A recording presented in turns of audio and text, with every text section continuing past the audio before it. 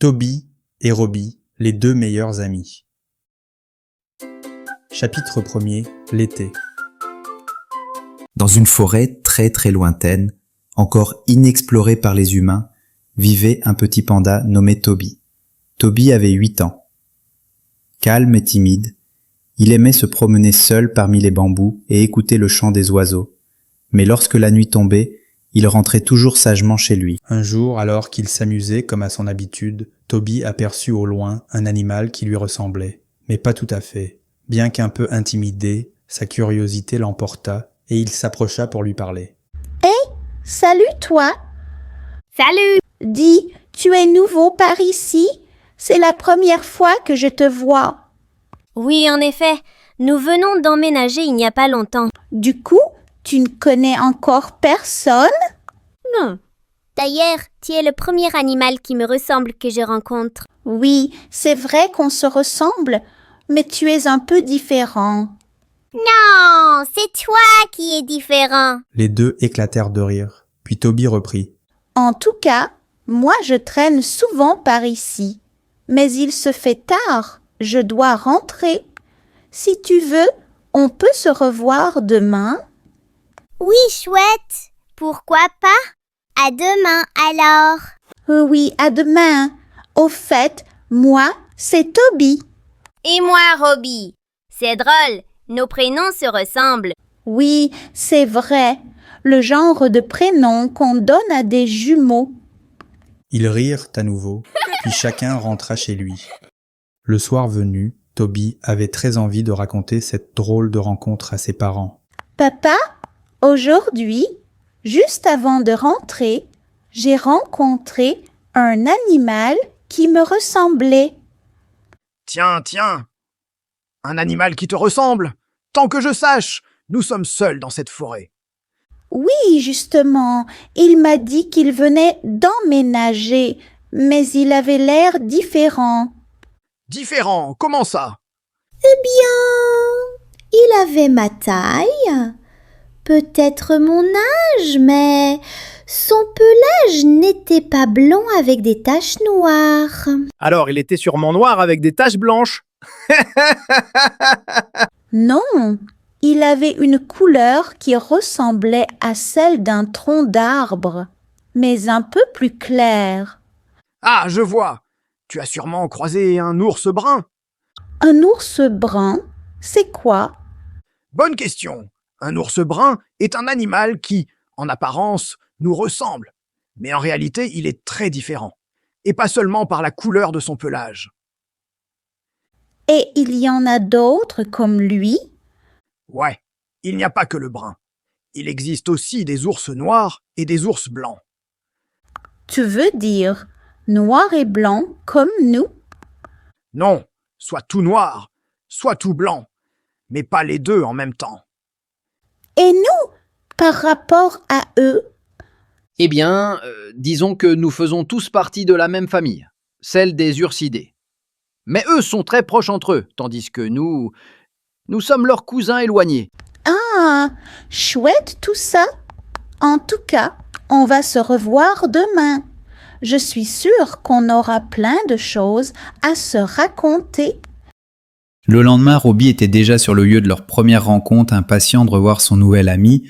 Quand Toby arriva, son visage s'illumina. Bien, Salut! Salut! Tu sais, j'ai parlé avec mon papa hier soir. Maintenant, je comprends pourquoi je t'ai trouvé différent. Tu es d'une autre espèce, celle des ours. Oui, moi aussi j'en ai discuté avec ma famille. Ils m'ont appris que ton espèce s'appelle panda. Mais la bonne nouvelle, c'est qu'on fait quand même partie de la même grande famille. Exactement! Dis, tu veux jouer? Pourquoi pas? Mais je n'ai pas trop d'idées. Toi peut-être? Viens, suis-moi, et je connais un endroit amusant. les deux amis se mirent à courir jusqu'à une petite falaise. Regarde! Je vais monter là-haut et te montrer quelque chose. Avec enthousiasme, il escalada la pente, atteignit le sommet puis roula sa tête, ses pattes, tout son corps, et se laissa dévaler en boule, comme une grosse pelote de laine. Sa fourrure noire et blanche tourbillonnait dans tous les sens. Arrivé en bas, il lança joyeusement. Toi maintenant. Robbie se hissa, sans difficulté au sommet, mais une fois là-haut, impossible pour lui de se rouler comme son ami. Il essaya plusieurs fois, tomba maladroitement, puis finit par abandonner, essoufflé. Ton jeu est trop compliqué. Comment tu fais pour rouler comme ça? Tu as dû beaucoup t'entraîner. Pas du tout. Et moi, je ne comprends pas pourquoi toi, tu n'y arrives pas. Mais ce n'est pas grave. Trouvons un autre jeu. Robbie hocha la tête. Oui, j'ai une idée. Mais il nous faut un ruisseau ou une rivière. Un ruisseau? Une rivière? C'est quoi? C'est comme un petit cours d'eau qui traverse la forêt. Ah oui. Mes parents m'ont toujours dit de ne pas m'en approcher. Mais comme on est deux, allons-y. Toby guida son ami jusqu'à une petite rivière. À peine arrivé, Robbie sauta dans l'eau et éclaboussa son copain. Puis, battant ses petites pattes, il traversa jusqu'à l'autre rive. Allez, viens! Toby trempa une patte dans l'eau, mais recula aussitôt apeuré. Robbie replongea pour revenir vers l'eau. Ça va? Tu ne sais pas nager. Non. Mais je ne veux pas te forcer. Essayons de trouver un jeu qui nous conviendra à tous les deux. Tu as une idée? Oui, mais il nous faut une terre plate pour ce jeu. Dis, on n'a qu'à retourner à l'endroit où on s'était croisés.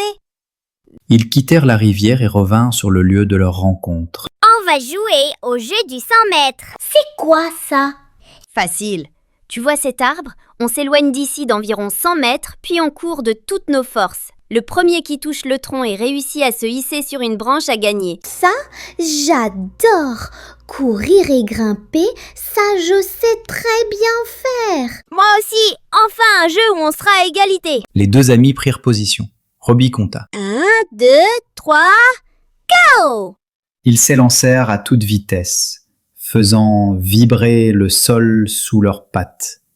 Toby courait vite, mais Robbie le dépassa largement et fut le premier à attraper une branche de l'arbre. Essoufflés mais heureux, ils rentrèrent chacun chez eux, le cœur léger.